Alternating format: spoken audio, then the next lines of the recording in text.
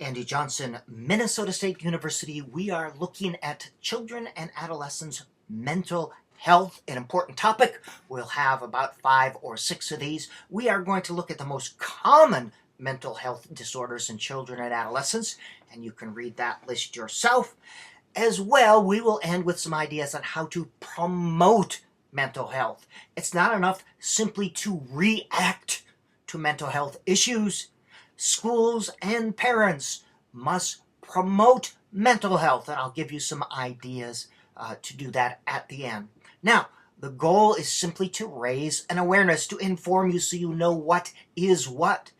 This series of videos is not to enable you to diagnose mental health disorders. Leave that to the professionals. But you can raise concerns to parents or other professionals.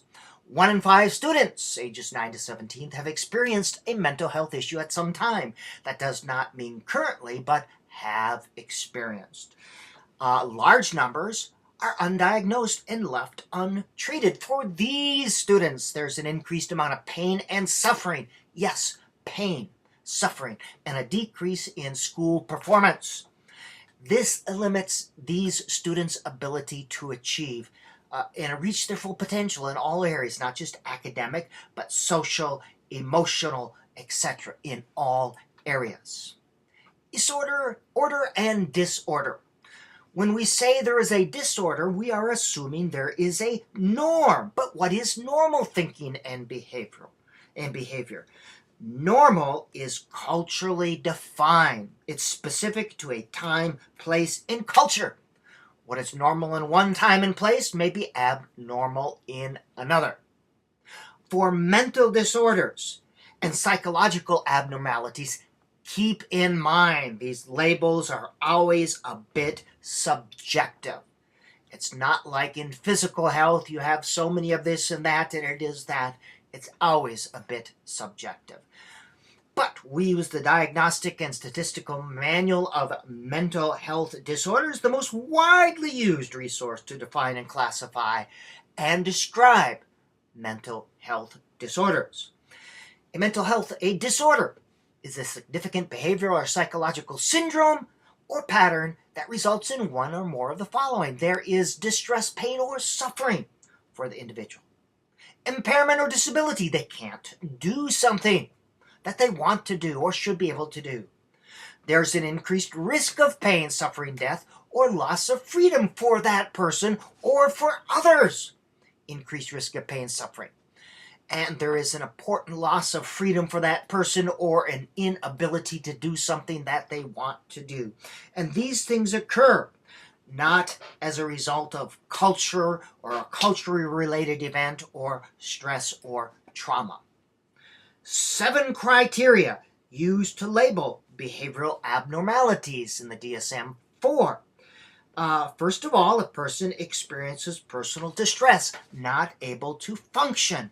Maladaptiveness. The behaviors do not contribute to the well-being of that person. Irrationality. The behaviors and speech are irrational or incomprehensible.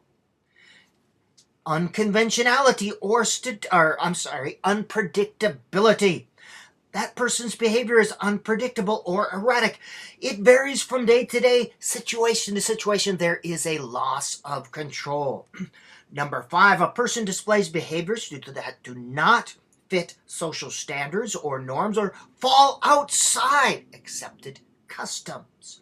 Number 6, the behaviors displayed cause discomfort to others by making them feel threatened or distressed. Number 7, the behaviors displayed fall outside conventional norms and values of a society or culture. Now here are 2 things to keep in mind. Well, actually 3 things to keep in mind when looking at adolescents with mental disorders. First of all, these 7 criteria essentially describe what adolescence is. It's a time of transition and turmoil.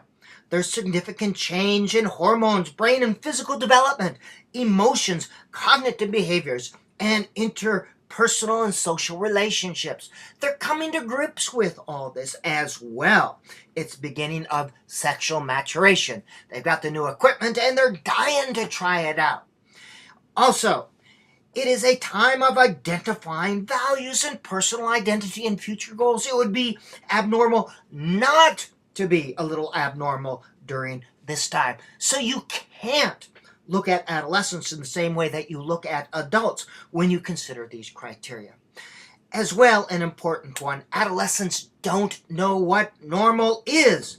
They don't have access to other people's minds. They only know their own state of consciousness. They don't have any sense of comparison. So adolescents don't know that they aren't feeling normal or what normal is. That makes identification even harder for the person. That's why it's important that we have education, education, education.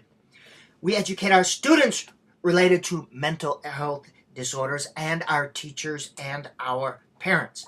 It helps if they can begin to recognize some of the signs. Minnesota Association for Children's Mental Health, some early warning signs. However, consider the frequency of these syndromes, happens a lot, the duration, the length, and intensity.